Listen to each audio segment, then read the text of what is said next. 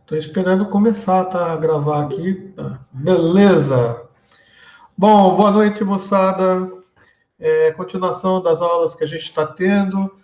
Se não me falha a minha memória fraca, na última aula a gente estava terminando a falar de semicondutores, né? E daí eu falei na aula passada que a gente ia começar a falar de um semicondutor que é super bem utilizado agora, que é a fibra ótica, né? Então, para isso, deixa eu compartilhar aqui a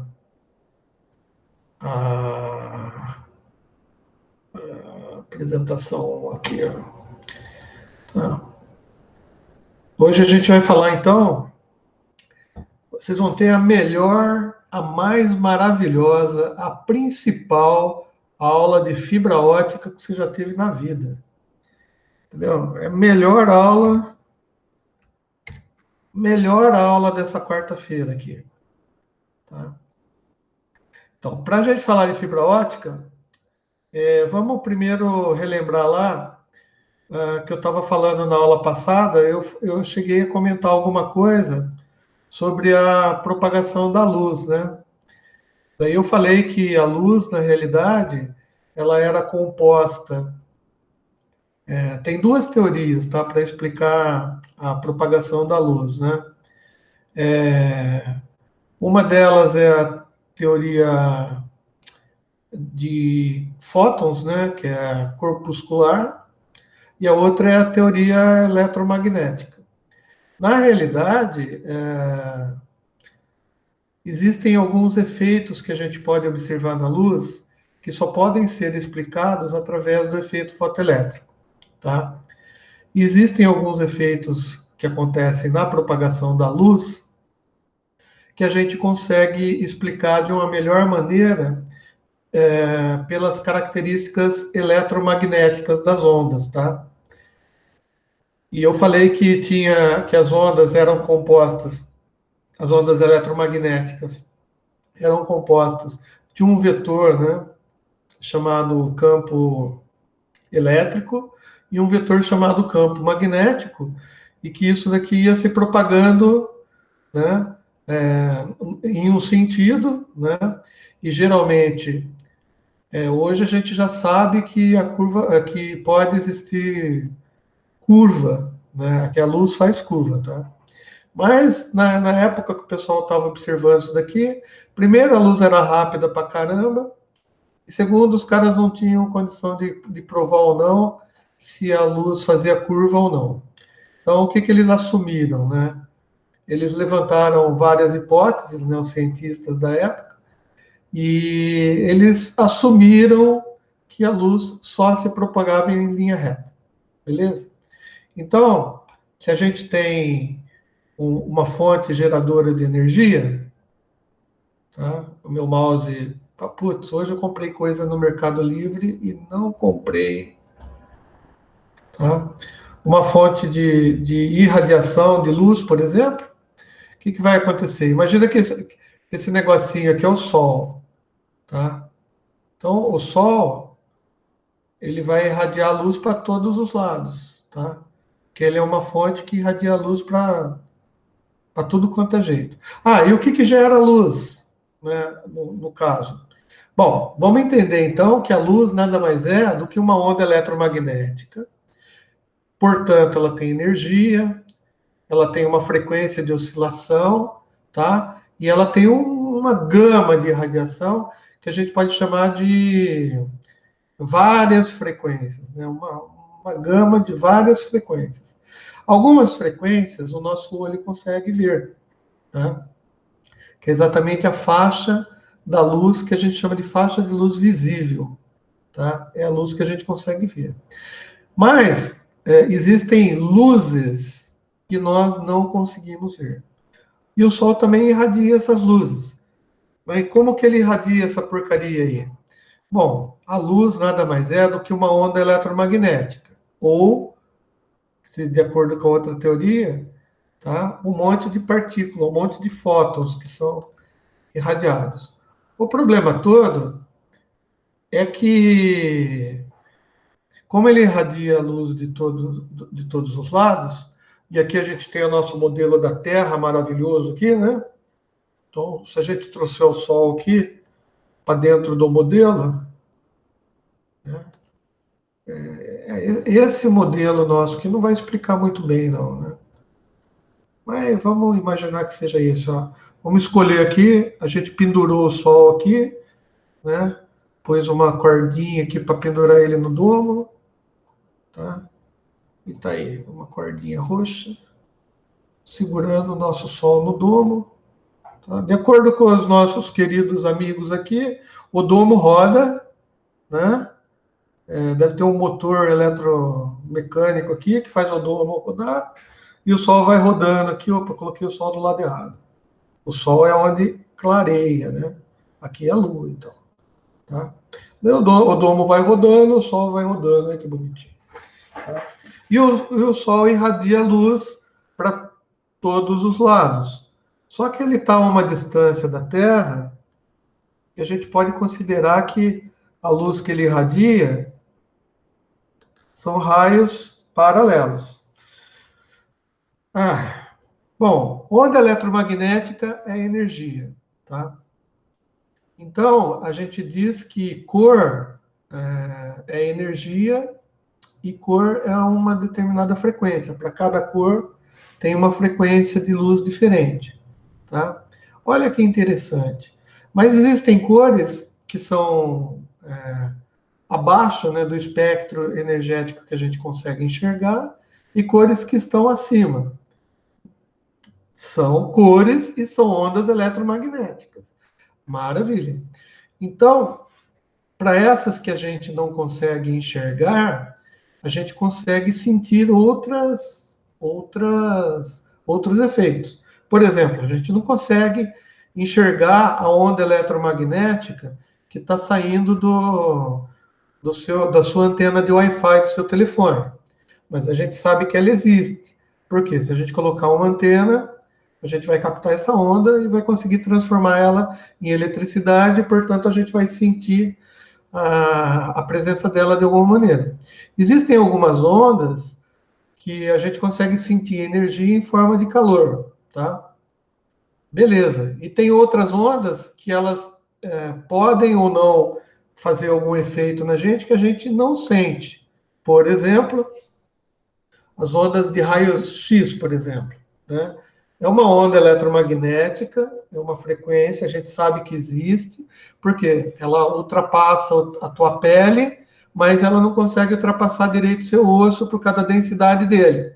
Então, essa onda, se você colocar uma chapa que pode ser sensível, né, a esse comprimento de onda, você consegue imprimir os seus ossos nessa placa, nessa chapa. Então, você tira uma foto dos seus ossos. Olha que maravilha. Então, essa característica é importante. E importante por quê para a gente também? Ela é muito importante porque ela vai nos dar e nos habilitar a entender como que uma fibra ótica funciona, tá? Bom, deixa eu pegar aqui, deixa eu ver se eu tenho algumas informações bem básicas sobre ondas, tá? E daí vai facilitar o nosso entendimento da fibra ótica. E depois eu achei na internet também um filminho que mostra como que é fabricada a fibra ótica, que eu acho que deve ser uma curiosidade de todo mundo, né? Aqui no Brasil, a gente não fabrica fibra. Antigamente, a gente fabricava numa empresa que ficava perto do CPQD aqui em Campinas, ali numa rodovia que vai entre Campinas e Mojimirim, tem lá o centro da Telebrás, né? Do lado do centro da Telebrás, a gente tinha uma empresa que começou lá nos idos de 1980, 1982 e 3, eles começaram a fabricar fibra ótica, tá? Então, eles tinham a tecnologia para fazer. Obviamente, a gente vai ver que para fazer fibra precisa ter uma tecnologia muito avançada por causa da pureza do material, tá? Mas vamos ver se eu acho alguma coisa interessante para a gente ir comentando aqui, tá? Ah, legal, isso daqui já... Vamos ver se isso daqui vai ajudar a gente.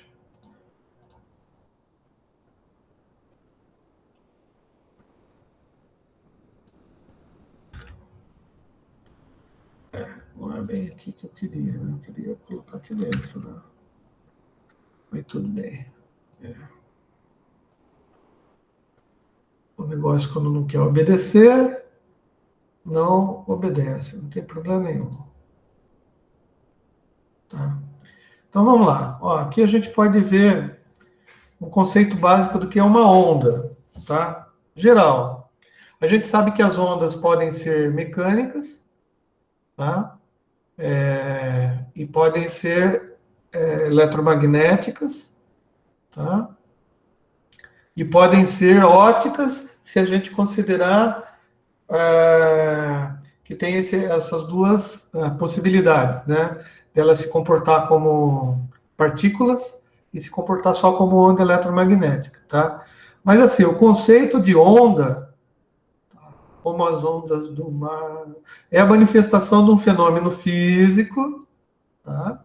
Isso é importante, tá? Porque ela não acontece na imaginação nossa e nem na terceira, na quinta, quarta dimensão, né?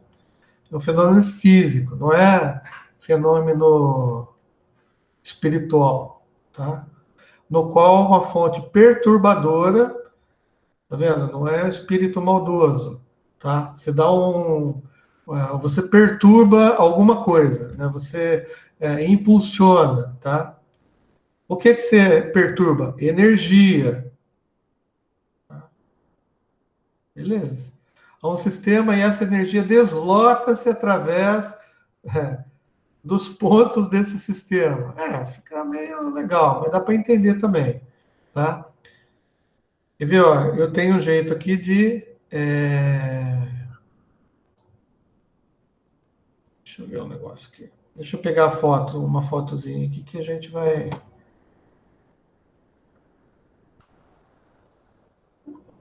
Nossa Senhora, meu Deus do céu, como o negócio é complicado, cara.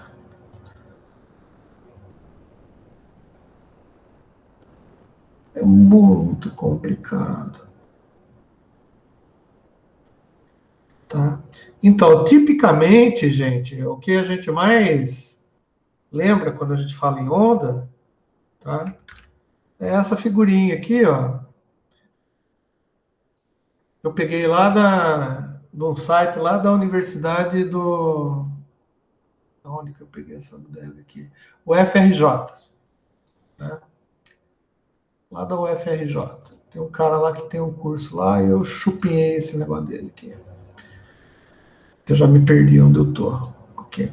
Então é o seguinte, ó. Você tem uma corda, imagina isso daqui, uma corda, portanto é um meio físico, correto? Ela está fixada num ponto, tá? Sua mão aqui vai para cima e para baixo, e a sua mão não vai sair do lugar. O que ela vai provocar? Ela vai provocar uma crista, né? E esse nome já tem a ver com a onda, uma crista que vai sair daqui, ó, e vai se deslocando, né, através dos pontos desse sistema, tá? Beleza. Então, isso daqui é a ideia que a gente tem de uma onda física, né? Legal. Aqui não tem nada de eletromagnético. O problema é que tem algumas características que acontecem nessa propagação através dos pontos desse sistema. Por exemplo, quando a onda bater aqui, tá? Ela vai inverter a fase dela e vai voltar, tá? Ela vai voltar para cá, ela vai bater e vai voltar.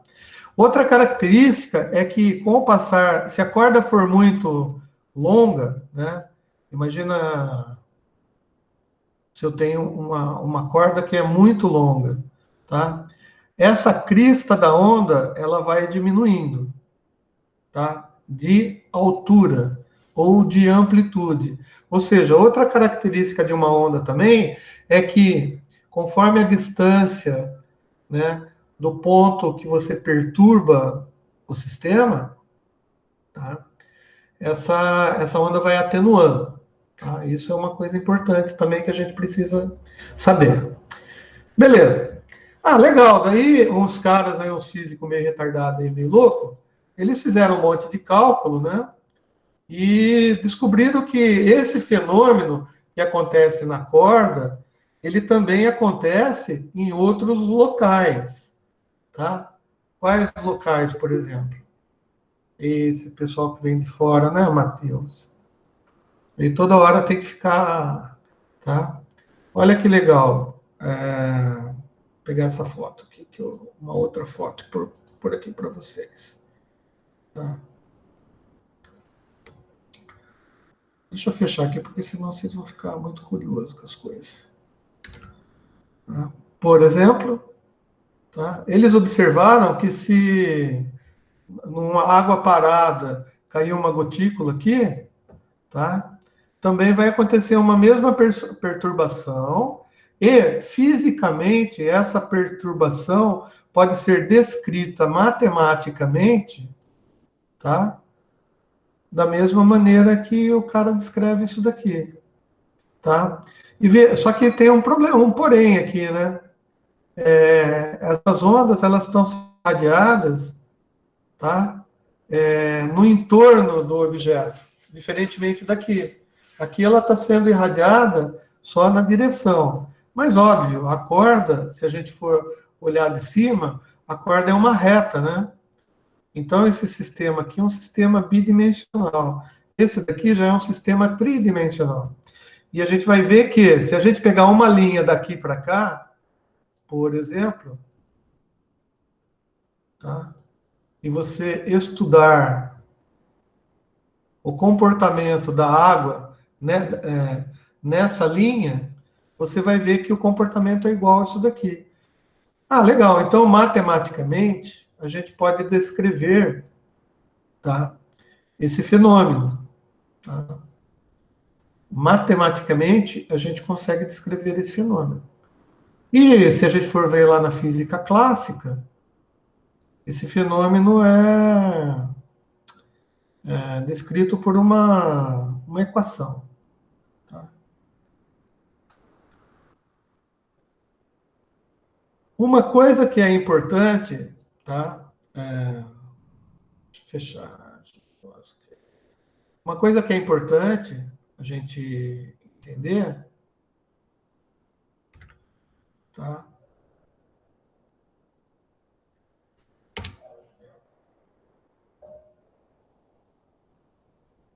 É que a onda em si, ela não se movimenta. Tá? O que se movimenta é a energia fornecida pela fonte perturbadora. Isso daqui também é interessante, né? Porque o conceito de onda não é, na realidade, não é a onda que está se movimentando, mas sim a energia que você forneceu, tá? E como eu falei, o Sol, por exemplo, ele fornece energia, né? Essa energia, por exemplo, acontece em função das reações químicas que acontecem lá no Sol por causa da alta temperatura e etc, etc. Então, além das ondas visíveis, né, que a gente vê que vem do Sol, da luz, né, existem outros tipos de energia que também vêm para a gente em formas de onda. Essas energias que a gente não consegue enxergar, uma delas é o calor. Então, o calor é uma onda também, tá? Outra característica importante, as ondas, elas podem ser unidimensionais, que é no caso da corda, tá? Bidimensionais, tá? Ou tridimensionais, dependendo da direção de propagação, tá?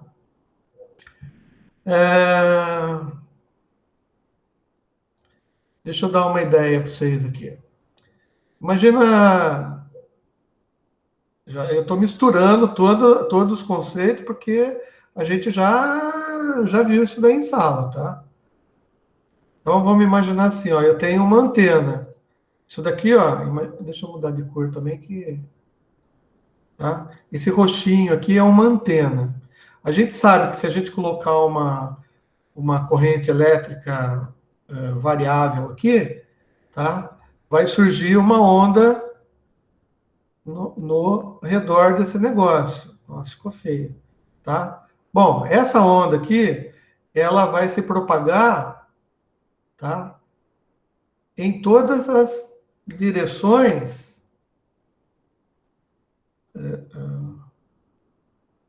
tá? Para cá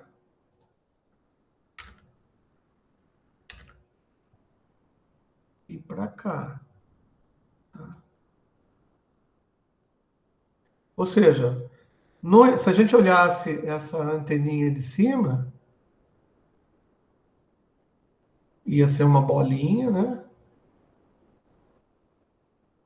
O fio, né? Bem pequenininho, né? Porque o fio é bem fininho, tá?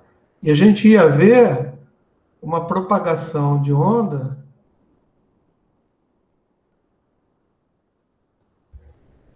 a partir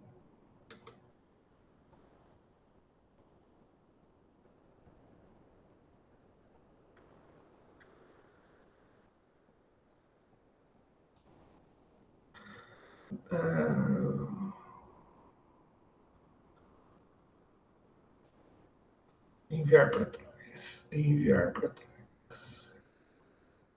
É.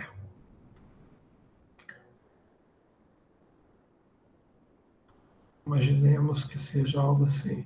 A onda vai acontecendo nessa dimensão, né? Que é, no caso, lateral, né? E, portanto, vai ser como se fosse essas ondas produzidas pela gota que caiu na água parada, tá? Tá. Outra característica também que é importante das ondas, tá? É que ela tem um período, tá? Período. Ela leva um tempo, né, para fazer essa voltinha aqui, tá? O período, ele é definido, né, pelo período que ele se repete, tá? Então, se a gente fizesse um gráfico, é mais fácil pegar uma foto que dá um gráfico aqui. Um gráfico.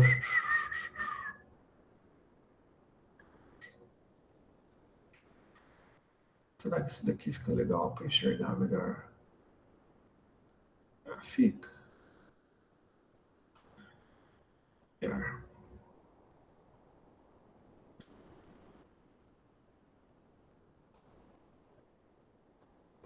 Então, vamos dar um.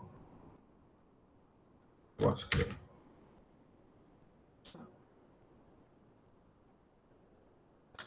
Olha que legal. Então, vamos esquecer o azulzinho, tá? Vamos pensar só no vermelhinho. Imagina que eu tenho um gráfico x, y, tá? E eu tenho uma senoide aqui, ó. Se você fizer o contorno do vermelhinho aqui, você vai ver que é uma senoide, tá? Daqui, ó. Vai compor uma senoide, tá? Tá. O que é o período, né? O período, então, disso daqui. O período é o tempo que ela começa a se repetir. Ou seja, que a forma começa a se repetir. É que isso daqui é uma onda senoidal, mas poderia ser uma onda de qualquer característica, tá? Por exemplo, pode ser uma onda quadrada, pode ser uma onda retangular, tá? O importante é você saber o conceito de período, tá? Período é o tempo que leva para que o sinal comece a se repetir de novo. Beleza? Ou seja, período em que ela se repete, tá? Esse período, então, tá? Que ela se repete, a gente chama de comprimento de onda. Isso é importante também. Tá? Olha só para entender. Existe uma relação, então, entre a frequência e o comprimento de onda, concorda? Porque se eu aumentar a frequência, tá? Se eu aumentar a frequência desse negócio aqui, tá? Num período único de tempo aqui, por exemplo, ó, vou pegar um período, pegar um período qualquer aqui, ó.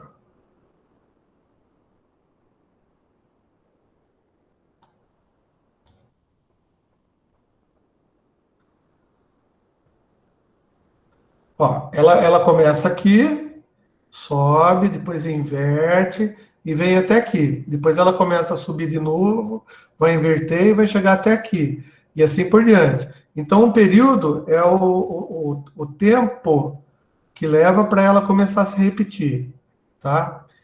E diz-se que o comprimento de onda é exatamente o tamanho do período, né? É que eu peguei aqui da crista a crista, mas eu posso pegar do vale até o outro vale também, desse daqui até aqui. É o comprimento de onda. Se eu fizer isso com uma frequência maior, tá? O que significa fazer frequência maior? Tá? Você repete mais vezes nesse tempo. Se você repetir mais vezes nesse tempo, você aumenta a frequência. E se você aumenta a frequência, obviamente você diminui o comprimento de onda.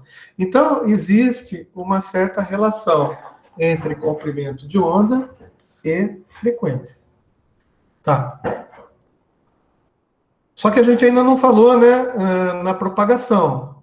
Bom, imaginemos então que esse eixo X aqui seja exatamente esse eixo aqui, ó, que eu estou pegando, da onde eu comecei a fazer o impulso de energia aqui, né? E a onda vai começar a se propagar para lá, certo?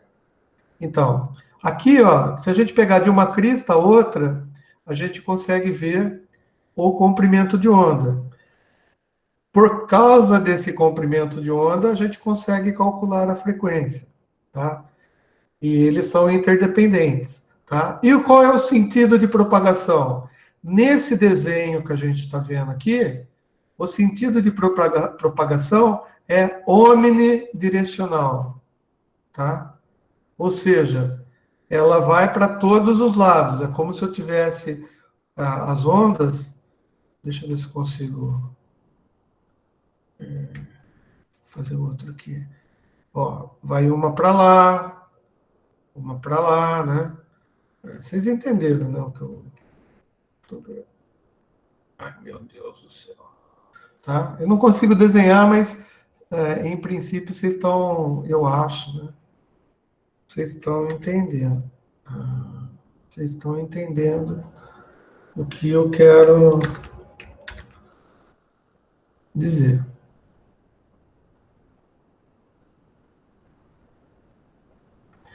Beleza. Então, daí você diz assim, qual que é o sentido de propagação de uma onda desse tipo? Bom, tem vários sentidos. Ela vai crescendo. Beleza, mas se você pegar dessa corda, qual que é o sentido? O sentido é para onde a energia vai se deslocando, que no caso é para cá. Tá? Essa energia, quando bate no anteparo, o que acontece?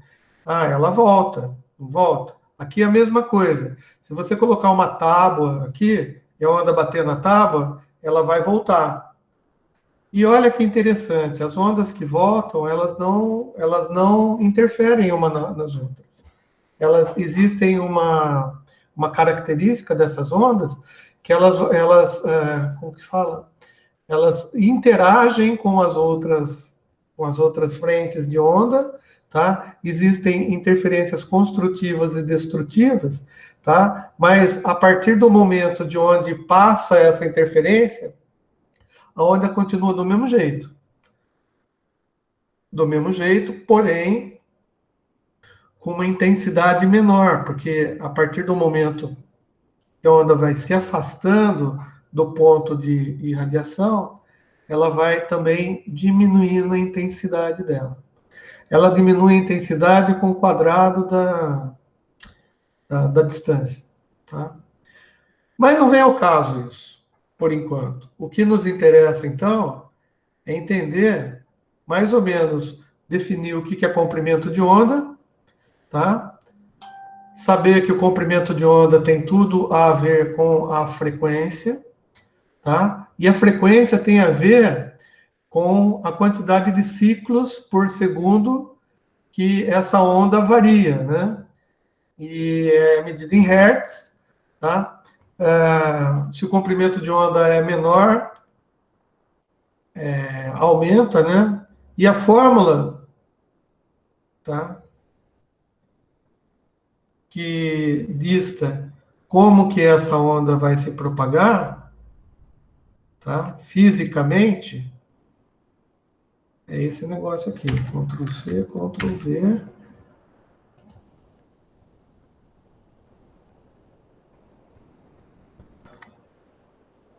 Nossa Senhora. Tá? Ou seja, a velocidade, tá? Com que a onda vai se deslocando, tá?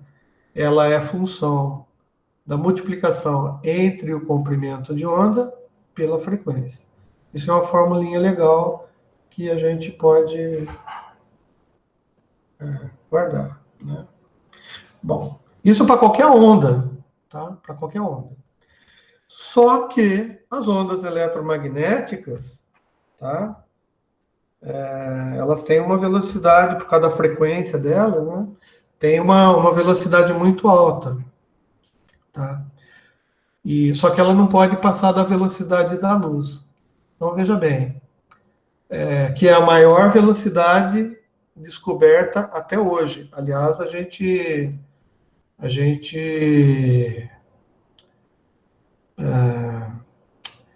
usa, né, esse conceito para definir outras coisas na física, né? Ou seja, a Einstein, até onde a gente conhece, de todo o estudo que foi feito até hoje, né, a gente diz que a velocidade da luz é a maior velocidade de propagação que uma onda pode ter. Beleza. Tá? Não existe velocidade maior que isso. Entretanto, a gente sabe que já existem. Existem subpartículas atômicas que elas percorrem o espaço com velocidades maiores que a velocidade da luz. Tá? Mas isso não invalida o estudo que a gente está fazendo. Tá?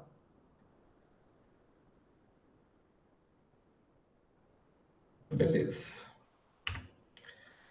Daí você fala assim, pô, César, beleza, você falou um monte de coisa aí, mas até agora eu não entendi nada, né? Onde que o material que o que o material óptico, né, tem a ver com isso tudo? É o seguinte, a velocidade de propagação, tá, das ondas, tá, dependem do meio, tá, do meio físico onde ela está se propagando. Por exemplo, se o meio físico é o ar, a velocidade de propagação de ondas no ar, ondas mecânicas, por exemplo, eu falando, né, ela tem uma velocidade que a gente chama que é a velocidade do som, tá? E a velocidade do som é praticamente 300 metros por segundo, tá? Só que, se você estiver falando embaixo da água, a velocidade da propagação da onda acústica aumenta, tá? Então, a velocidade de propagação do som na água, ele é maior, tá? No trilho do trem, quando você coloca o ouvido lá para escutar as ondas mecânicas, sonoras, né, que estão se propagando pelo trilho do trem, que é de ferro, é um sólido, tá? A velocidade de propagação é um pouco maior. Então, o que eu quero dizer com isso é que, dependendo do meio onde você coloca uma onda, tá? Ela vai ter maior ou menor velocidade de propagação em função do meio. Beleza? Beleza. Outra coisa que acontece com as ondas, todas elas, é que, dependendo do meio onde você está enfiando essa onda, tá? Ela tem maior ou menor desgaste, né? Ou perda de energia, tá? Ou atenuação. Vamos pensar assim, por isso que existe aquela diferença lá de propagação de onda elétrica nos fios, né? A resistência dos fios, que tem a ver com qual material o fio é feito, o quanto de resistência ele oferece à movimentação dos elétrons, e se a gente considerar que a movimentação dos elétrons funciona como se fosse uma onda, né, se propagando pelo fio, e é o que acontece mesmo, mas é uma onda mecânica, porque é grupo de elétrons, né, que estão se movimentando ali, a gente consegue descrever também pela teoria corpuscular, né? Então, vai atenuar mais ou menos, tá? Bom, então há de se perceber que, por exemplo, uma luz que está se propagando no vácuo, tá? Ela é uma onda eletromagnética, portanto, é uma onda e ela vai ter uma determinada atenuação e velocidade no vácuo, tá?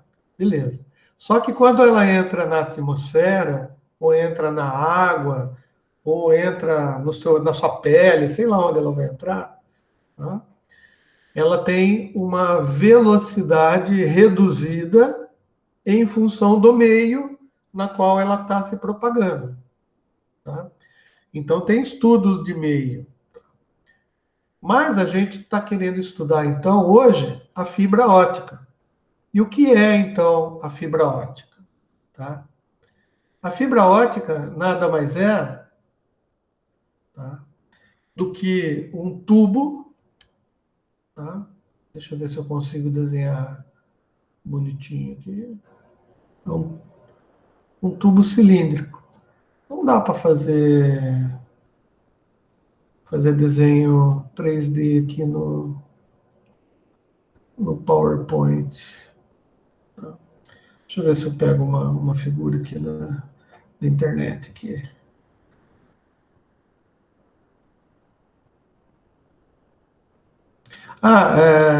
Antes disso, eu vou pegar aqui ó, uma figura de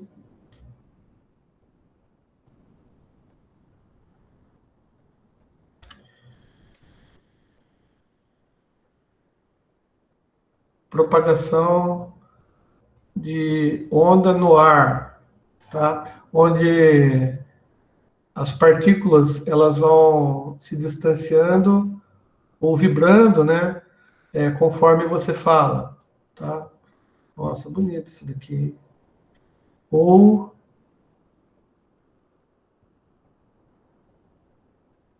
uma figura mais interessante,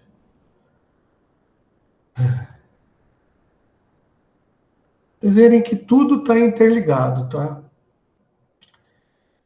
Por isso que é bom a gente ir conhecendo ao pouco as coisas, tá? E depois a gente vai juntando os conhecimentos, tá? Olha que legal. Cacaio.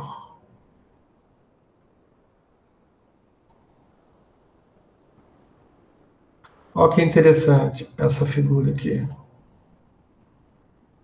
tá? Ó, você está fazendo aqui, ó, imagina uma mola. Quando você faz assim, com a mão para frente e para trás, ela também faz. A onda, tá vendo? Ela vai se propagando, vai bater lá e vai voltar, tá? Quem já brincou com aquelas molinha de plástico coloridinha, sabe exatamente como que isso daí funciona, tá? Agora, se você variar de cima para baixo, tá? As partículas físicas aqui, ó, da corda, né, os pontos, né, vão se agrupar dessa maneira e vai fazer esse tipo de onda, tá? Então depende do meio, né, gente? É isso que eu estou querendo dizer, tá? Depende do meio. E as velocidades também de atenuação, de propagação, tá? As características vão depender do meio. Tá? A fibra ótica, então, é um cilindro de vidro.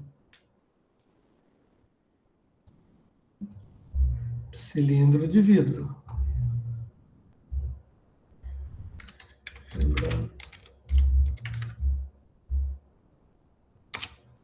Fibra ótica.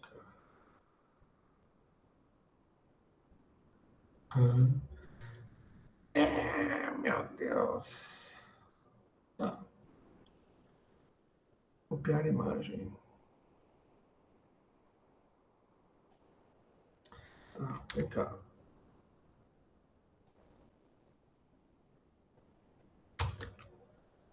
Tá. Legal. Então, o que é uma fibra ótica, então? Para quem nunca viu, né? Ela é um cilindro de vidro e o que a gente coloca dentro dessa fibra ótica? Luz, tá?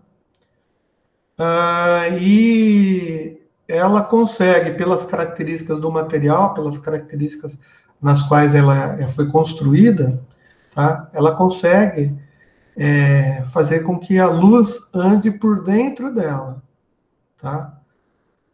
Daí você fala assim, nossa, isso daí é coisa de outro mundo, né? Dizem que foram os ETs que nos ensinaram isso daqui, né? Lá em Roswell, quando caiu o disco voador lá, eles pegaram e fizeram engenharia reversa e descobriram como que esse negócio funciona. Legal, então a gente vai aprender exatamente como que essa bodega aqui funciona e por que funciona.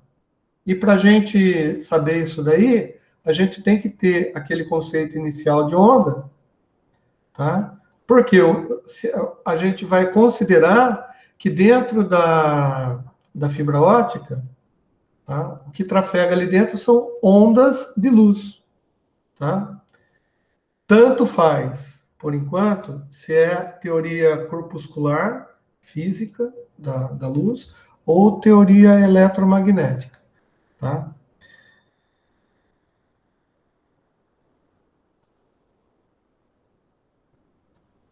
Então, eu vou colocar aqui um brackets aqui, que é só a definição também lá da Universidade Federal do Rio de Janeiro, lá do...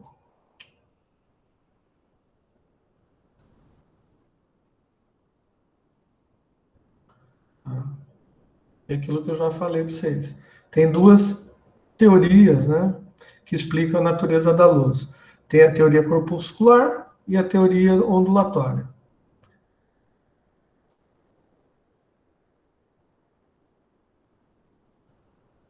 A teoria ondulatória define a luz como campos eletromagnéticos propagando-se no espaço.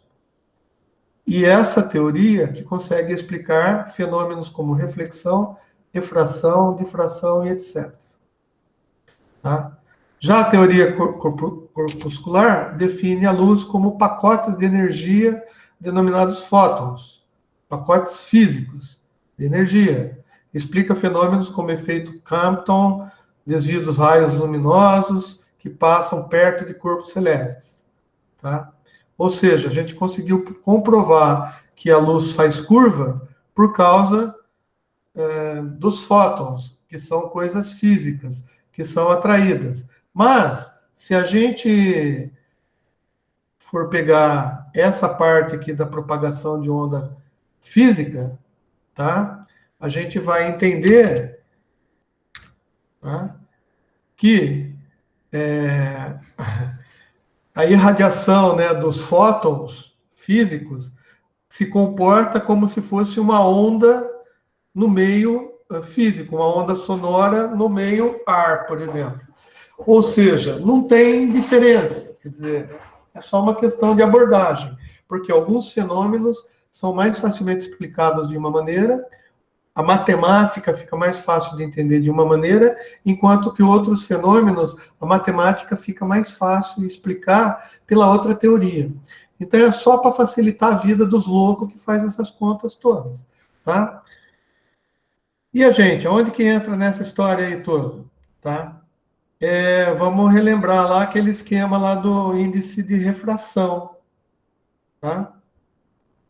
Cada meio, a densidade de cada meio, ela tem um índice de refração diferente. Ou seja, esse índice de refração vai, de uma certa maneira, delimitar a velocidade com que as ondas passam através desse meio, tá? Então, a água e o ar, por exemplo, a gente sabe que quando a onda está vindo do ar, ela está vindo com uma certa velocidade. Quando ela entra para dentro da água, alguma coisa acontece. No caso do som, a velocidade aumenta. Tá? No caso da luz, a velocidade diminui. Por quê? Porque são ondas de frequência diferentes. O comportamento é diferente no meio, quer dizer, cada meio impõe uma característica diferente para o fenômeno.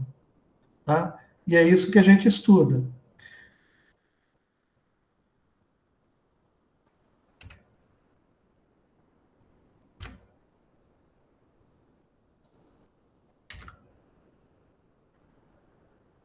Não resolveu nada fazer aquilo.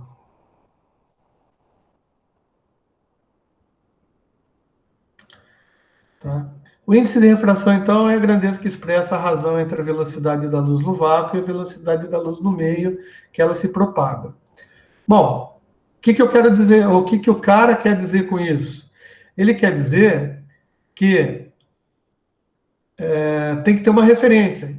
Vocês lembram da permeabilidade magnética ou da permissividade elétrica? Tá? Permeabilidade tem a ver com fluxo magnético, né? Permissividade tem a ver com o fluxo elétrico dentro do material, se ele é isolante, se ele não é, se é condutor ou não é, tá? E que dependendo do material, essa permeabilidade ou permissividade são diferentes, tá? Muito bem. E a gente compara isso para criar o índice lá, né, de permissividade lá. Então, esse índice a gente se referenciava com o quê? Ah, propagação no vácuo, né? Tipo assim, é a permeabilidade no vácuo como referência e para determinar a permeabilidade nos outros materiais. Aqui é a mesma coisa. A gente tem que saber a propagação da velocidade da luz, né, no vácuo, tá? Para definir qual que é quais são as velocidades da luz em determinados meios, outros meios, seja ele água, seja ele a pele, seja ele aço, não sei, tá? Existem materiais, tá, que permitem que a luz passe através deles, né? Tem materiais que não permitem que a luz passe através da parede, por exemplo, o reboco, por exemplo, ele não permite que a luz passe por ele, tá? Mas existem outras ondas, outras frequências, vamos dizer assim, que pode ser que a parede permita, tá? Raio-X, por exemplo, eu não sei, mas pode ser que se você tirar um raio-X de um tijolo, não meça nada, né? Por quê? Porque o tijolo vai permitir que o raio-x passe por ele, tá? E o índice de refração, então, ele vai dizer qual é a velocidade da luz no meio em questão, tá? Portanto, a razão entre a velocidade da luz como maior velocidade que a gente conhece no vácuo, tá? E a razão entre a velocidade da luz e a velocidade da luz no meio vai dar o índice de refração. Por que o índice de refração é importante para a gente? Porque quando a gente for estudar a fibra ótica, a luz vai passar dentro da fibra ótica. Então, a refração, tá, é muito importante para a gente. Tá? Outros fenômenos que a gente pode entender também, tá, é a reflexão. Tá? Por quê? Sendo que a refração ela só vai determinar uma certa mudança de velocidade. Essa mudança de velocidade ela vai proporcionar para a gente um desvio, tá? Em relação a uma referência, tá? E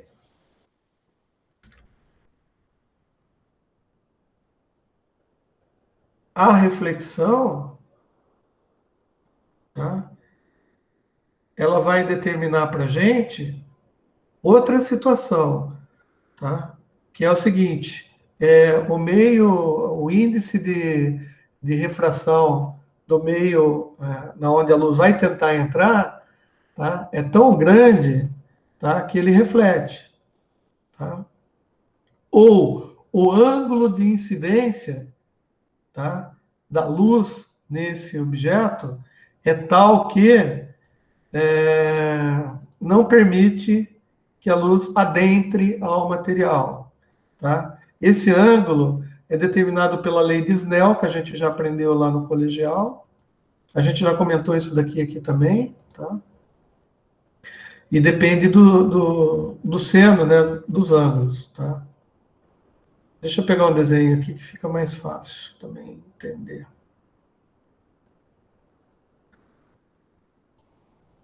Daí eu sei que você está ansioso e está falando assim, pô, César, beleza, mas... Cara, até agora você não falou nada de fibra. Eu não falei porque a gente vai precisar desse conhecimento para entender a fibra. Tá? Olha que legal. Nesse desenho aqui grandão, que agora está grandão, tá?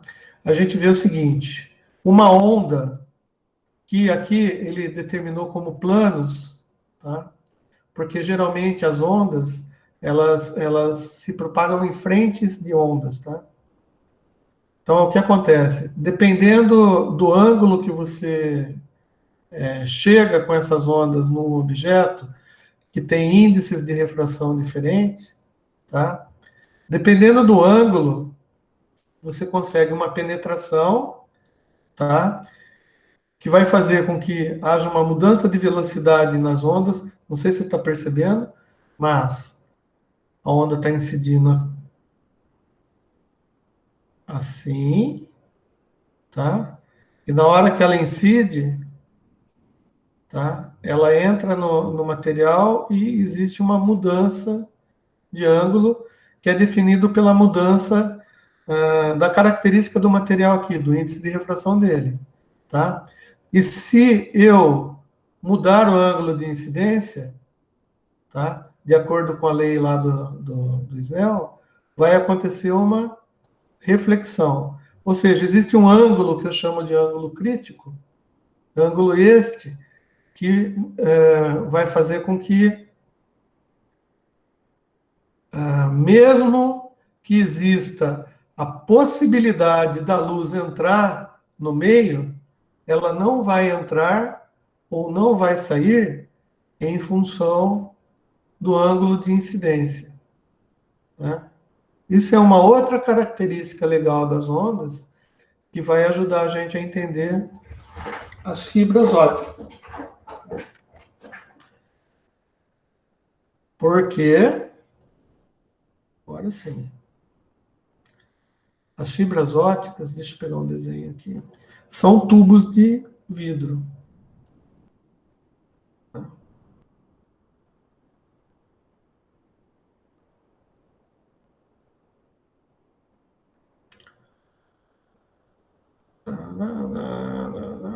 Nossa senhora, não tem nenhum desenho legal aqui. Eu vou ver esse daqui.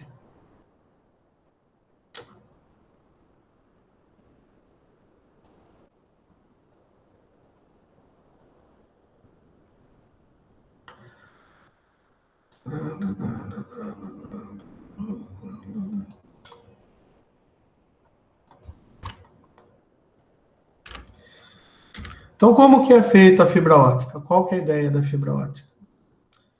A fibra ótica é um tubo de vidro, tá? Só que ele é composto por dois materiais diferentes, tá? Com índices de refração diferentes. Olha que interessante. Se eu pegar isso daqui e olhar de frente, tá? Fizer um corte transversal, tá? Eu vou enxergar a fibra ótica dessa maneira aqui.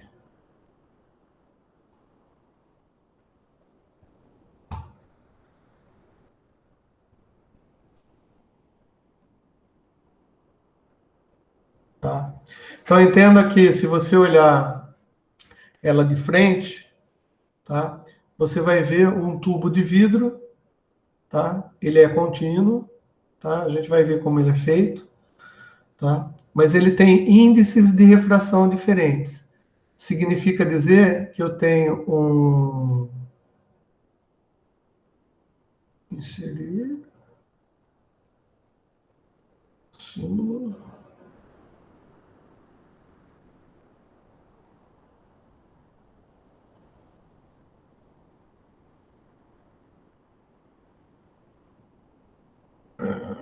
Tem. Cadê o neta? Puta merda.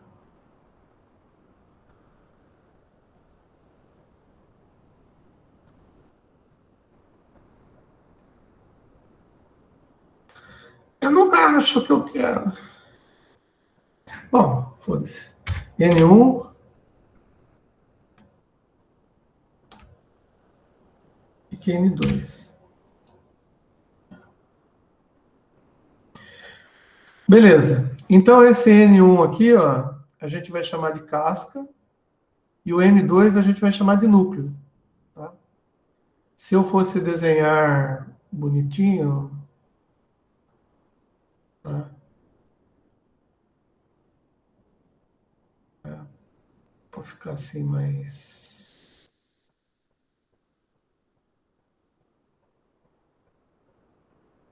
Olha que bonitinho. Aí dá para entender mais ou menos, né? Se eu conseguisse fazer assim. Muito bem. Tá? E se eu fosse desenhar o núcleo também, obviamente, eu desenharia ele assim. Tá? Beleza. Então, olha que legal. A gente sabe da lei de Snell que dependendo do ângulo incidente, tá? Aqui, ó, tá? Ou a luz vai sair para fora,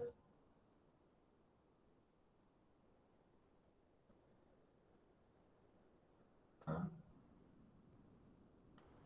Ou a luz vai refletir, dependendo do ângulo, certo?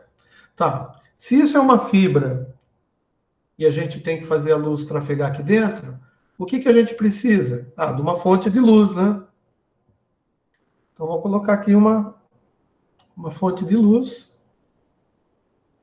Por enquanto, eu não quero saber que tipo de fonte de luz. Essa fonte de luz aqui, eu vou fazer essa fonte de luz ser um pouquinho diferente, tá? Em vez de ser uma fonte de luz que irradia para todos os lados, tá? Eu vou fazer uma fonte de luz com um chapéuzinho aqui assim, ó. Tipo um cone. O cone do silêncio aqui, tá vendo? Vocês estão entendendo mais ou menos o que eu quero fazer. Tá? Ou seja, uma capinha aqui, ó, que não vai deixar a luz ser refletida ou ser irradiada para cá. Toda a luz está concentrada aqui, então essa fonte de luz aqui, de uma certa maneira, vai irradiar a luz só para frente.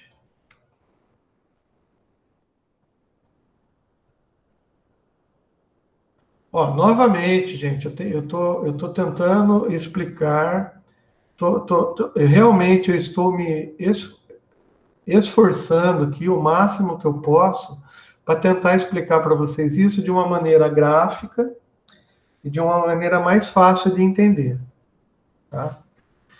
Aqui entre a fibra e a luz, a gente vai ter ar, tá? Existe ar aqui. Oxigênio, tá? O2. Existe o gás carbônico, tá? Se alguém tiver baforando aqui, tem o repolho podre, tem tudo aqui, né? Tá? Tem tudo aqui, inclusive o bafo do cara que tá fazendo o negócio, né? E tanto a casca quanto o núcleo são o quê? Vidro. Vidros. Vidros. Daí já vem a dúvida. César, mas se são vidros, como que eles têm índice de refração diferentes? Aham! Então são vidros diferentes, tá? Vidros não puros, tá? Bom, então a gente precisa saber, e eu não sei, que agora veio na cabeça aqui, eu não nem lembrei, é assim, qual que é a fórmula do vidro? Fórmula química do vidro.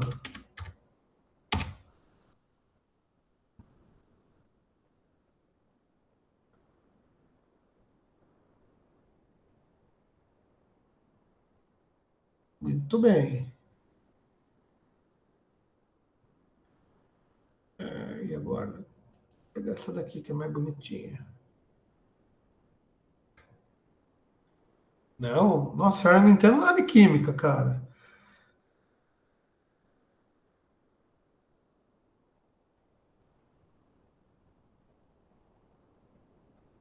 Mas esse daqui serve para nós. Copiar a imagem. Tá.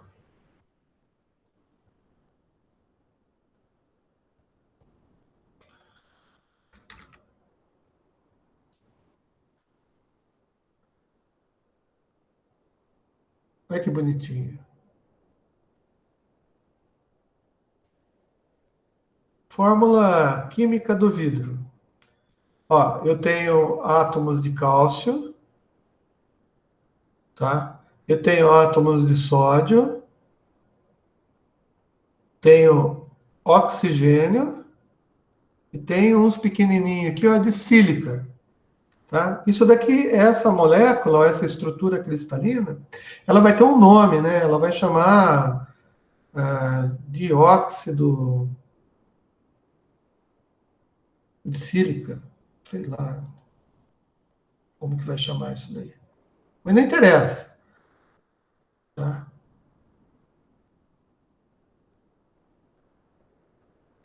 Tem também uma outra, dependendo do vidro, né? Então, esse daí é um tipo de vidro. Mas vamos imaginar que tem uma outra composição de vidro também, tá?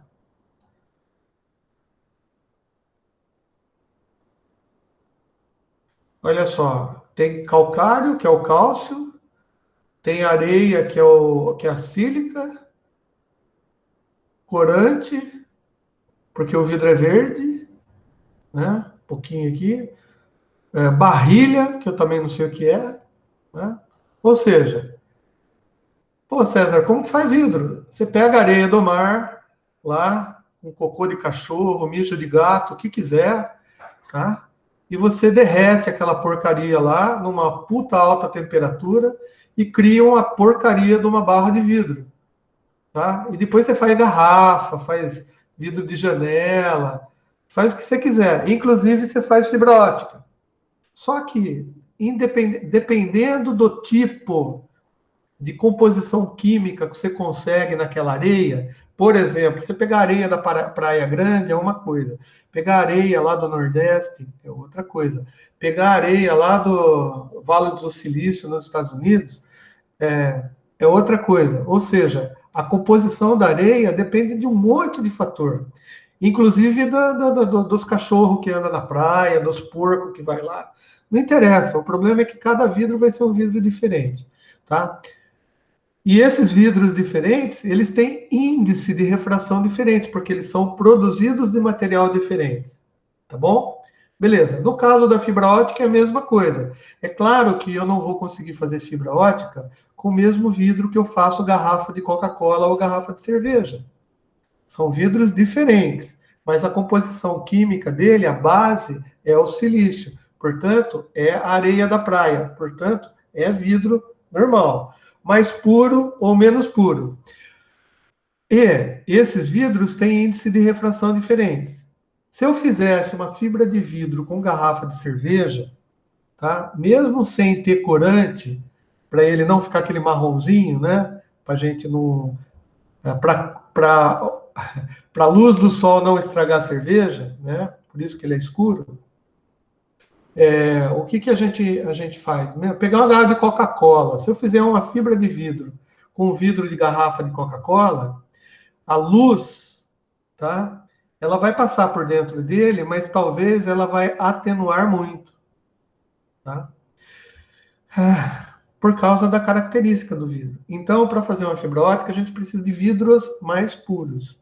Tá, beleza. Então, vidros mais puros vão dar características melhores para a fibra.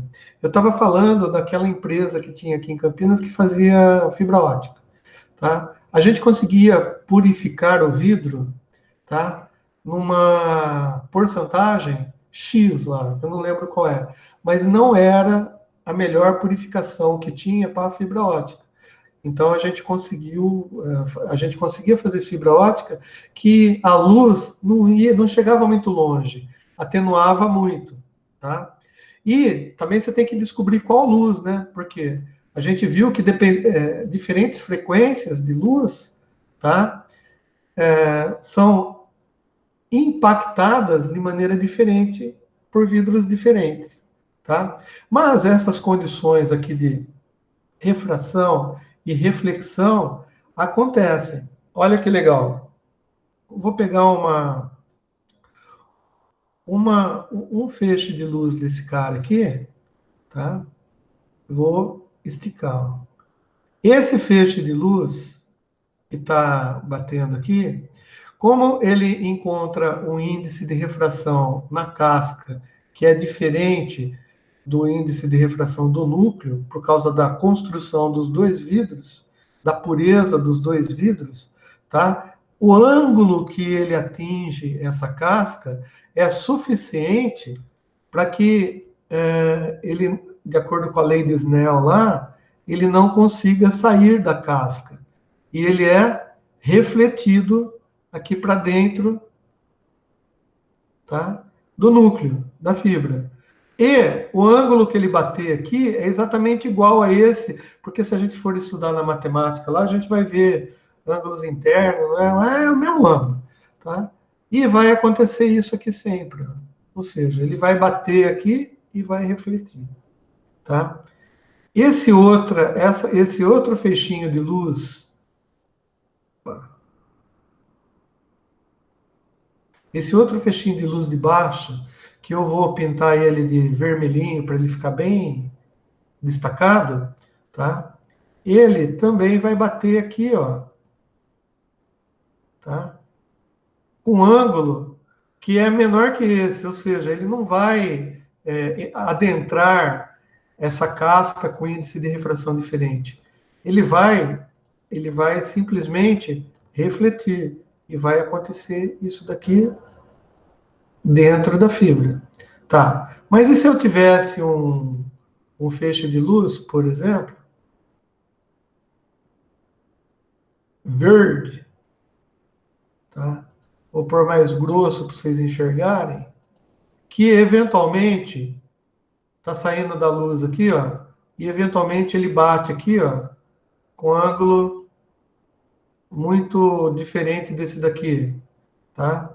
Esse ângulo passou do ângulo crítico para fazer a reflexão, tá? Então, o que vai acontecer? Ele vai refratar.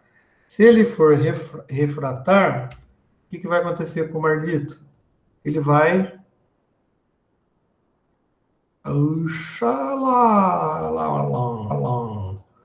Ele vai mudar um pouco o ângulo dele, vai se aproximar da normal, e ele simplesmente vai sair da fibra, tá?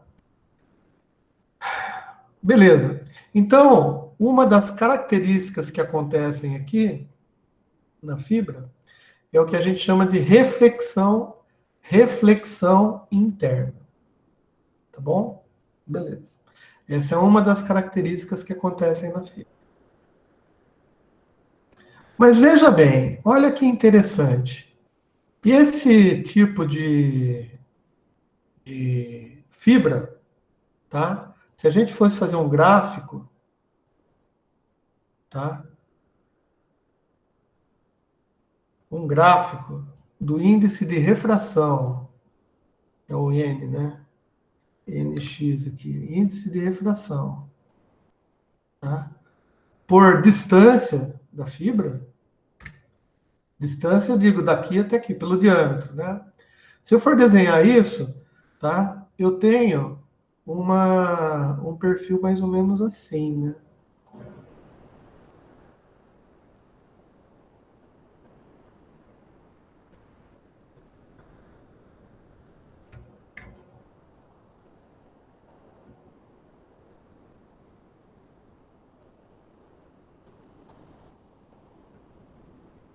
Vocês concordam comigo? Ó, eu tenho um índice de refração que vai vindo até chegar no começo do núcleo. Daí eu tenho outro índice de refração, né? Depois, quando eu sair do núcleo aqui, tem outro índice de refração. Ou seja, eu estou traçando essa curva bem aqui no meiozinho aqui, ó. Tá? Interessante isso, né? Esse tipo de fibra, tá? A gente chama isso daqui de índice de refração degrau, porque tem um degrauzinho aqui, certo? Tá. Mas existem fibras cujo índice de refração não é degrau. Tá? Existem fibras que são construídas e, de acordo com o tipo de fabricação delas, se eu for traçar o mesmo gráfico, o negócio sai mais ou menos assim, mas quando chega no núcleo, tá? O núcleo é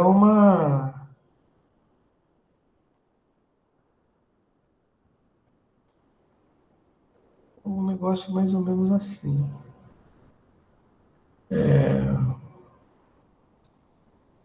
Deixa eu desenhar aqui um negócio branco.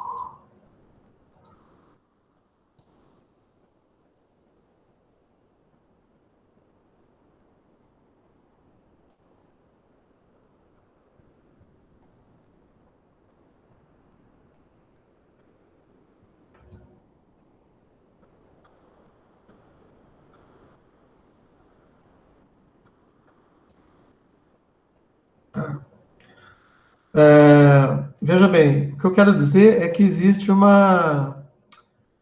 um perfil cujo índice de refração desse núcleo ele vai crescendo gradativamente, tá? Até chegar bem no núcleozinho dele.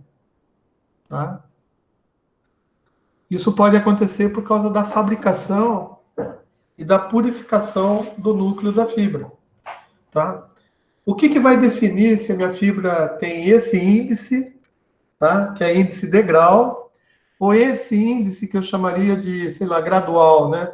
O índice gradual, ou seja, ele vai gradualmente aumentando até chegar bem no núcleo aqui, onde vai ter o maior índice, tá? E vai diminuindo aqui.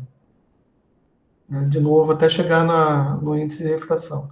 Olha, da casca, né? Olha que legal, isso daqui é um gradual. Se eu fosse fazer isso, talvez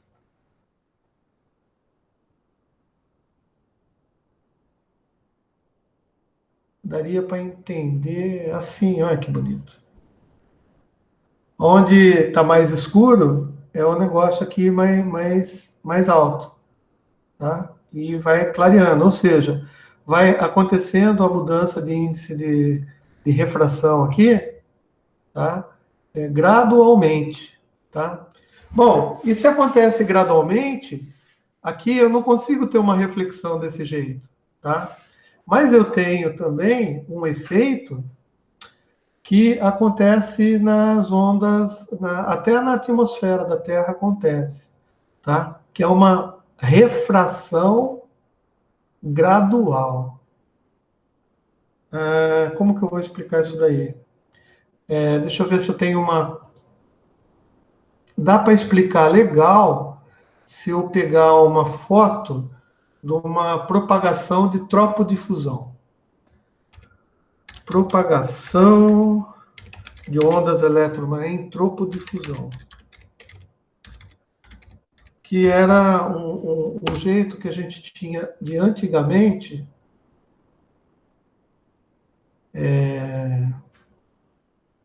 Olha que legal. Vocês não sabem, né? Mas antigamente, antes de ter satélite, tá? A gente fazia transmissão. Para quem acredita em Terra plana, não esquece o que eu estou falando, tá? Mas assim, a gente tinha um tipo de transmissão, tá? Que chamava transmissão troposférica, tá? Por quê? Porque você não conseguia visualizar, né, a outra antena pela curvatura da Terra, tá? Então, a gente fazia esse tipo de transmissão e que explica muito bem o comportamento, tá, de uma fibra de índice gradual. Olha o que, que acontece. É,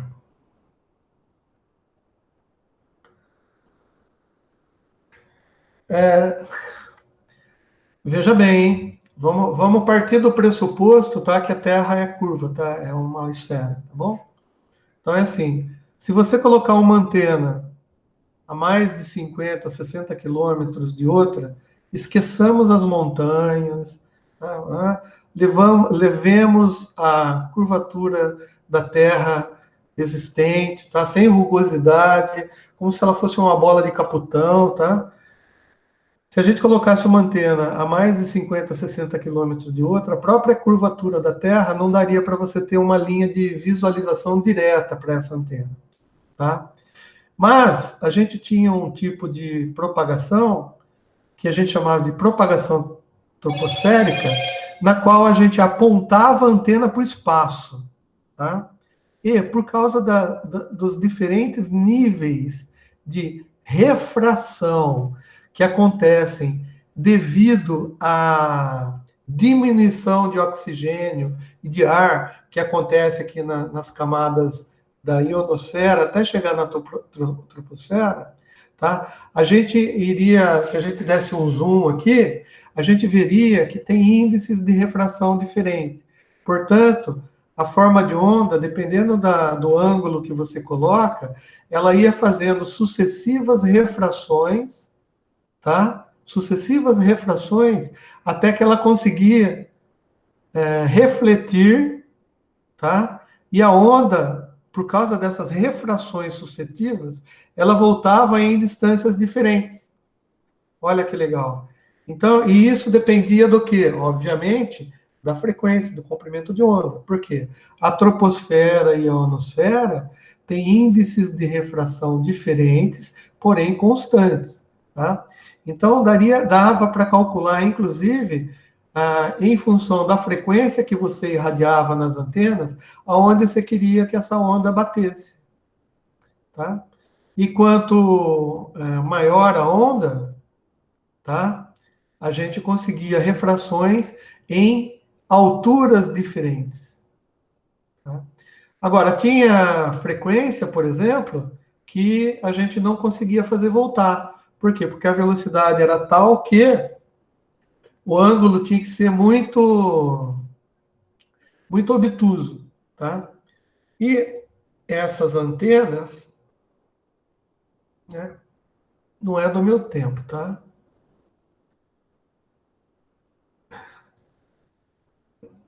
Quando eu comecei a trabalhar, já não tinha mais. Eu vi sistemas funcionando ainda, mas ninguém mais fazia isso, né? Isso daí era antes de 75, 76, né? Vai de 68, 69 até 78, mais ou menos.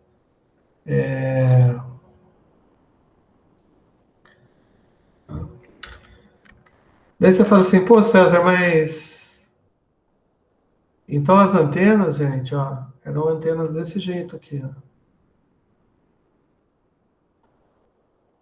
Eram antenas grandes, né? Tá vendo? Elas não estão apontadas pro céu, né? Elas têm que estar apontadas para um ângulo, né? Tá? Para uma região aqui, ó, que o pessoal até chama de volume comum, e dependendo da frequência, tá? Você conseguir alcançar 400 quilômetros, por exemplo, tá? E o que acontecia aqui, então, nesse volume comum? Não acontecia reflexão, aconteciam sucessivas refrações, refrações sucessivas, tá? Então, uma fibra ótica de índice gradual, tá? Ela já trabalha com a forma de onda aqui, fazendo refrações sucessivas, tá? Ou seja, esse ângulo aqui não é um ângulo abrupto, assim, ela é uma curvinha que ela vai fazendo a propagação da luz, tá? Bom, só que essas refrações sucessivas, a gente considera como se fosse reflexão mesmo, né? Tipo assim, ela vai penetrar um pouquinho na casca, tá? Mas não vai penetrar muito e ela vai voltar. Então é como se fosse uma refração, uma reflexão, tá bom? Bom, e daí, beleza. E por que isso daí? Por que que esse início é importante? Porque assim, cara, se a gente for ver a constituição física da fibra, o material do qual ela é feito e o grau de pureza que esses materiais são feitos, tá? Ele vai determinar a qualidade da fibra. Ou seja, se eu colocar uma luz aqui, tá? Obviamente ela vai refletindo, mas ela vai perdendo intensidade, da mesma maneira que a onda elétrica vai perdendo intensidade com a resistência do cabo de cobre, a luz também vai perdendo intensidade, né, ao longo da fibra, tá? Só que ela perde muito menos intensidade, tá? Do que o cobre. O que eu quero dizer é que a gente tem muito menos perdas, tá, de informação numa fibra ótica, né, de energeticamente falando, do que perdas de energia no cabo de cobre, tá? Então, com a fibra ótica, em princípio, a gente consegue alcançar distâncias maiores com menos perda. Então, desse ponto de vista, é mais eficiente a gente usar fibra ótica do que fios de cobre para transmitir alguns tipos de energia, tá? Quais tipos de energia, César, você está falando? Imagina assim, eu poderia utilizar uma energia alternada, né, para transmitir dados de internet no cabo, no par trançado, lá o cabo de rede, tá? Beleza. Então, eu vou transformar a minha informação em bits elétricos e vou transmitir no fio de cobre. Dependendo da frequência, a gente sabe que em função do aumento da frequência, aumenta a atenuação, ou seja, diminui mais a capacidade de chegar mais longe, tá? Beleza. Então, se eu pegar uma rede, por exemplo, de cabos de Ethernet, aí a gente consegue chegar, sei lá, 200 metros, mais ou menos, para que a gente consiga, na placa de recepção lá, verificar um nível suficiente para a gente entender o que a transmissão está transmitindo. No caso de fibra ótica, tá? Se eu pegar essa mesma quantidade de energia, e em vez de transmitir em pulsos elétricos, eu consegui transformar isso daí em pulsos de luz, né? E em vez de usar o fio de cobre e usar a fibra ótica, tá? Eu consigo transmitir esses pulsos de luz a distâncias maiores do que o fio, tá? Então, nas experiências que os caras faziam, na época, a gente conseguia transmitir, por exemplo, bem no iniciozinho, 2 quilômetros, 3 quilômetros, com a mesma quantidade de energia em pulsos de luz, tá? Daí, o que aconteceu? Ou seja, a gente tem o que a gente chama de atenuação. Tá? Atenuação. Tá? Essa curva aqui, eu não vou explicar agora, mas ó, só para vocês entenderem, tá? A atenuação é dada em dB por quilômetro. dB é uma relação não linear, é uma relação logarítmica, tá? Então, a gente tem que entender essa curva aqui, ó, apesar de estar descrita de maneira, assim, desse jeito que a gente está vendo, ela está num gráfico, de não linear, né? Ela está num gráfico em dB, tá? Então, se a gente fosse colocar todas as variações aqui em tamanhos corretos, a gente ia ver que a curva ia ficar muito mais inclinada, tá? Talvez não desse nem para desenhar numa página. Beleza. E daí, isso daqui é uma curva característica de uma fibra relativamente antiga, tá? E a atenuação, o que é? Nada mais é do que a dificuldade ou a resistência que a luz encontra ao passar pelo vidro. Olha que legal. Então, além da gente ter os casos de reflexão ou refrações contínuas aqui, dependendo do perfil da fibra, tá? A gente tem também a atenuação, ou seja, o próprio vidro vai impor uma certa resistência para a passagem da luz. Mesmo ele sendo um vidro bem puro, né? Assim, bem clarinho, né? Nem um pouco opaco. É claro, se ele for opaco, daí a atenuação é muito maior, né? Então, daí a gente começa a entender, né, o que é um corpo opaco, né? Ou um corpo cristalino, né? E isso é importante na fibra ótica, porque dependendo da pureza com que é feito o núcleo dela, tá? E a casca também, vamos dizer assim, a gente consegue mandar um pulso de luz mais longe. Quanto mais perfeita a fibra, mais longe o pulso vai. Só que você pode pensar assim, pô, eu estou colocando uma luz aqui, tá? E sei lá, tem, vamos imaginar assim, 100 watts, né, de potência. Mas eu poderia colocar uma luz de 200 watts. A gente vai ver que não é assim que funciona. Porque existem fenômenos que acontecem no vidro, e eu estou mostrando aqui apenas um para vocês, que é a atenuação, tá? E ela ocorre em função, obviamente, da frequência, né, do comprimento de onda, né? Em função da frequência. E como é luz, né, a velocidade é praticamente constante, né, vamos dizer assim. Só que, dependendo da cor que a gente está transmitindo nesse vidro, ou seja, a diferença de frequência, ela vai ter mais ou menos atenuação.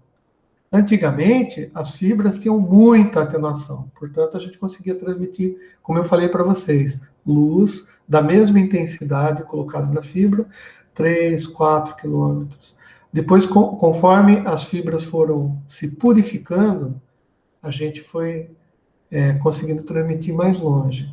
Hoje, a gente tem fibras que conseguem fazer um enlace óptico, por exemplo, de 40 quilômetros, tá? Sem precisar de repetidor de luz.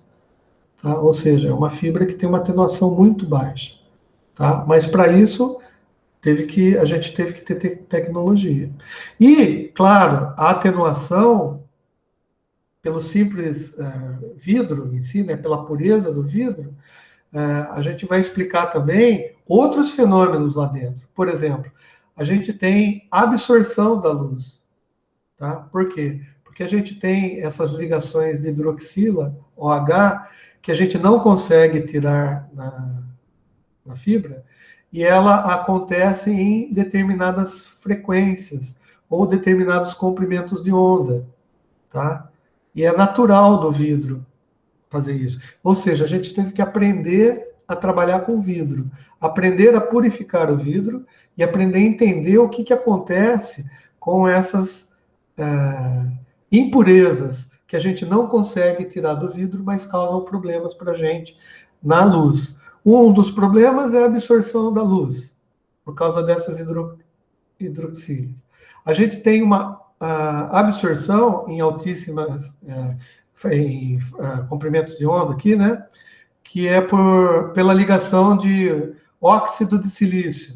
Lembra? Silício, oxigênio dentro do vidro. Tá?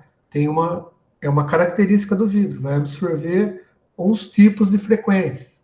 Tá? A gente tem espalhamentos dentro da fibra, que é dispersão da luz. Tá? E isso causa problemas no nosso sinal também. Tem um dos espalhamentos aqui que a gente chama de espalhamento Rayleigh, tá? Que é mais fácil de entender. Por exemplo, imagina assim, ó, você está num ambiente com névoa, tá? Bem de manhãzinha, e você tem aquelas lanternas na mão que é super potentes. Tipo assim, um farol de milha, você está com ele na mão, tá? Ou mais. Sabe aquelas lanternas bem concentradas de luz? O que acontece é o seguinte: se você ligar essa lanterna numa noite sem neblina, você vai ver que ela vai alcançar lá longe. De repente, sei lá, 300 metros, você vai conseguir dar foco na cara de uma estátua, por exemplo, numa noite escura. Tá? Mas, se tiver com neblina, se tiver com névoa, né, aquelas gotículas de ar, a hora que você ligar a lanterna, vai iluminar tudo na tua frente, vai aparecer uma luz na tua frente, e você não vai conseguir iluminar a cara da estátua, da mesma estátua. Por quê? Essa neblina vai fazer um espalhamento da luz. E se você aumentar a intensidade de luz, vai aumentar a intensidade do espalhamento. E esse é um tipo de espalhamento que acontece na fibra ótica. Então, você tem que calcular até a intensidade de luz que você coloca nela. Porque se você colocar uma intensidade de luz muito alta, vai ter esse espalhamento muito forte e você vai prejudicar a transmissão do seu sinal. Gente, fibra é um negócio muito gostoso, tá? Então, na aula que vem, a gente vai ver todos esses tipos de espalhamento. Eu espero que eu consiga explicar de uma maneira clara e objetiva. E antes de vocês saírem, eu sei que vocês têm outra aula, eu queria saber de vocês, aí pode ser lá no chat também, tá? Se vocês conseguiram entender mais ou menos essa introdução à fibra ótica, que a gente vai ver modos de propagação dentro da fibra, quais os tipos de fibra que tem, os cabos, né, que nem o Paulo pediu para a gente explicar, né, quais são os tipos diferentes de cabo. A gente tem vários tipos de cabos de fibra ótica, tá? A gente tem esses que são submarinos, né? Eles precisam ter repetidores lá dentro. A gente vai ver fibra dopada com vários materiais diferentes que mudam as características da fibra, né? A purificação da fibra. E eu vou deixar disponível para vocês um filminho de como que é fabricado a fibra ótica. Eu vou deixar lá no site da FAM, tá? Ou lá no canal do YouTube também. Se vocês forem rever essa aula, Lá na descrição da aula eu vou colocar o link também para esse filminho do YouTube aí que mostra a construção de fibra, tá?